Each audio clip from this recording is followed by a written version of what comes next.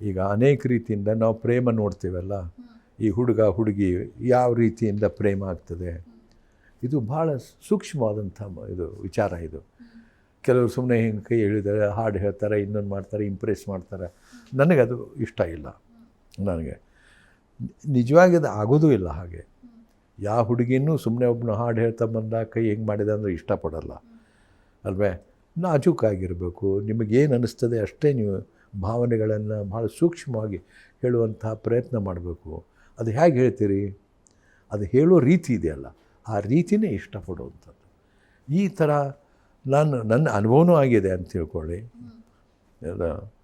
So ನಾನು college university ಒಳಗಿದ್ದಾಗ ನಾನೇನು ಯಾರು ಈ ಥರ ಪ್ರೀತಿ ಮಾಡಿರಲಿಲ್ಲ, ಬಟ್ ಏನೋ ದೂರಿಂದ ಇರ್ತದಲ್ಲ ಹೀಗೆ.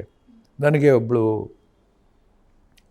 ಕ್ಲಾಸ್ಮೇಟ್ ಇದ್ಲು, ಅವಳು ಲಿಟ್ರೇಚರ್. ನನಗೆ ಅವಳಿಗೆ ತುಂಬ ಇಷ್ಟಪಡ್ತಿದ್ದೆ, ಬಟ್ ಏನಾಗಲಿಲ್ಲ ಅಂದರೆ ಆಗಲಿಲ್ಲ. ಸೊ ಬಟ್ ನಮ್ಮ ಫೀಲಿಂಗ್ಸ್ ಹೋಗೋದಲ್ಲ, ನಮ್ಗೆ ಅನಿಸಿದ್ದು ನಮ್ಮ ಭಾಳ ಖುದ್ದಾಗಿ ಅಥವಾ ಗಟ್ಟಿಯಾಗಿ ಮನಸ್ಸೊಳಗೆ ಅಂದರೆ ಈ ದಟ್ಟವಾಗಿ ಮೂಡಿದಂಥ ಕೆಲವು ಭಾವನೆಗಳು ಇದ್ದೇ ಇರ್ತವೆ ಯಾರದೋ ಒಬ್ಬರ ಬಗ್ಗೆ. ಅವು ಎಂದೆಂದೂ ಹೋಗೋದಲ್ಲ. ಅಥವಾ ನೀವು ಕೆಲವೊಂದು ಮಾಫ್ ಮಾಡ್ಬೋದು, ಮರಿಲಿಕ್ಕೆ ಸಾಧ್ಯ ಇಲ್ಲ. You can forgive but you can't forget.